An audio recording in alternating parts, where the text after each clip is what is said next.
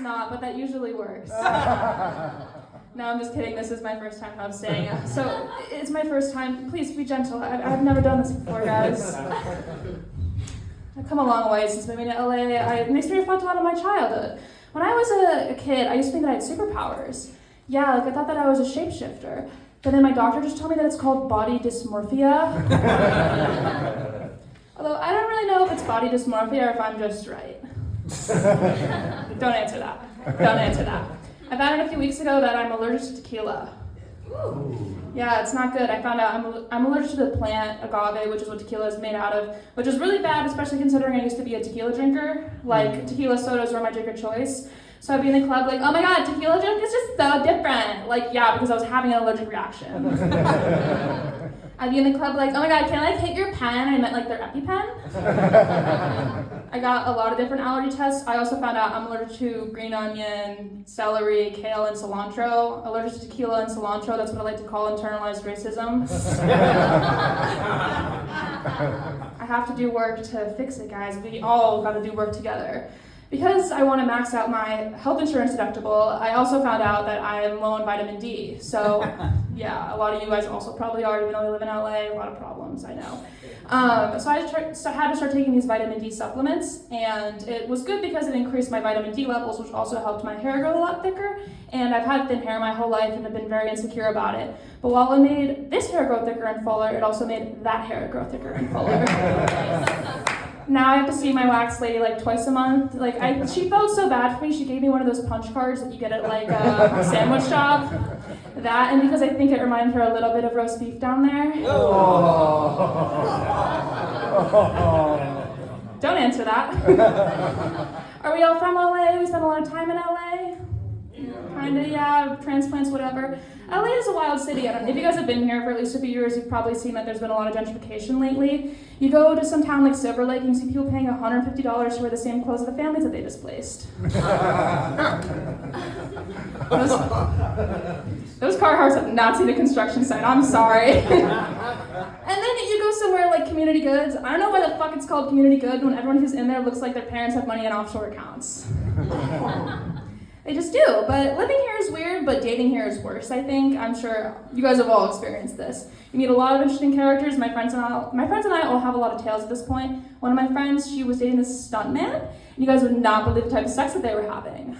Missionary. I went on a date with this guy once that I met off a dating app, and under his career it said, really good at play pretend. I was like, okay, so you pretend you actually like me, and I'll pretend that I finished. So then we go get a drink, and I'm like, oh, so you want to be an actor? He's like, no, I am an actor. I want to be a movie star. Oh. Okay, buddy. I am a stand-up comedian. I want to be dead by 30. I am a stand-up comedian. I want to not have substance abuse problems. I've been here a long time. I went to USC, fight on. Literally fight on the past few weeks. So obviously great cinema school. I met a lot of film kids. I was dating this one film girl all through college, and when we met, he was like, yeah, I'm like really into diverse storytelling, like really into queer media. And while I thought that meant like Moonlight or Call Me by Your Name, what he thought was like girl on girl. One time he was like, we should film a sex tape, babe. And I was like, oh, I didn't know you had started work on your new short film. I ended things with him because I told him I wanted to try starting to date women, and he was like, oh, can I watch? I was like, excuse me? And he was like, oh, it's like something I saw in porn once. And I was like, what was it, like 2 girls, 1 cuck? The same guy, I told him I wanted to add a vibrator in the bedroom once, and he got really, really mad at me. I call it innovation that excites.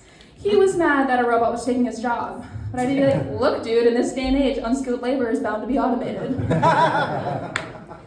I can't do this anymore. I'm kind of like at my wit's end. I think I'm gonna do what I call going Mamma Mia style. So where I invite 4 guys to the club and see which one I call daddy by the end of the night. Oh my god. It's really weird talking about like porn, masturbation, sex so publicly, because I think normally for women, porn and masturbation is kind of like being gay in the army. You know, don't ask, don't tell, but at the end hoping for honorable discharge. Oh my god. I have a good relationship with my parents. Probably can't tell that by my presence here. recently I got a new job and my mom took me shopping for clothes and she was like, oh, like you should try these pants, you know, like they're like power suits, these are more like power bottoms. Nice. I was like, Mom, I'm gonna switch. I mean, I wanted to switch. I mean, I'm looking more for tops right now. That new job, it's located in El Segundo, which is kind of along the 105 freeway. And if you drive there, like drive to LAX, you see that Raytheon and Boeing's buildings are right next door to each other, which is an interesting contrast because, you know, one is a company that makes technology that kills people, and the other is Raytheon. sorry, they killed themselves. They killed themselves. Killed themselves. I don't know. I think the CEO might just have a few screws loose, if you ask me. I've been doing comedy for a little while now, and since I've been doing so, I've kind of been made more aware of that I'm like a minority in this scene, but not because I'm a woman, because I don't hate myself. I don't know. I guess it makes sense that I've been doing something that is generally more masculine. I've always had a lot of masculine traits growing up. I have horrible handwriting. I refuse to use directions. I used to be addicted to lesbian porn. I drink beer. But I have been made more aware of my gender because one time I went to a mic and this guy told everyone how he had lost 20 pounds and everyone was like, oh my God, like, good job, like, you look so good. And I was really confused because when I lost 20 pounds, no one really said anything. I kind of just started getting groped a lot more.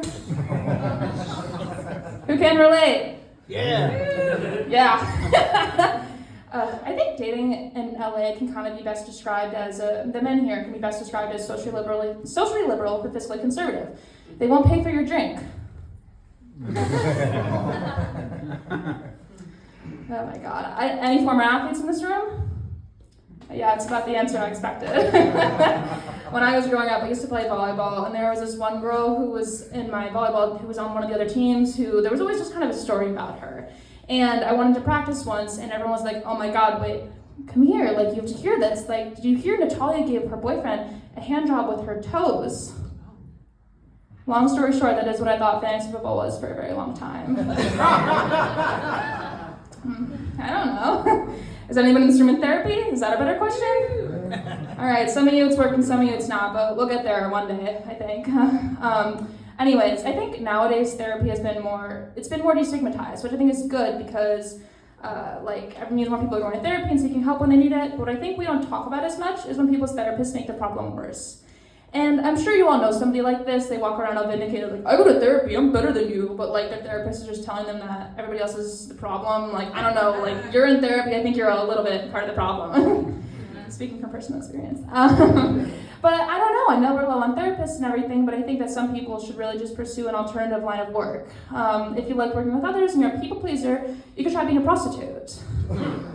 If you think about it, the two have a little bit more in common than you might think. In both scenarios, you enter the room with no one else but you and the client, you lay them down on the couch, they proceed to say the most heinous things you can't tell a single soul unless they pose a direct threat to themselves or others.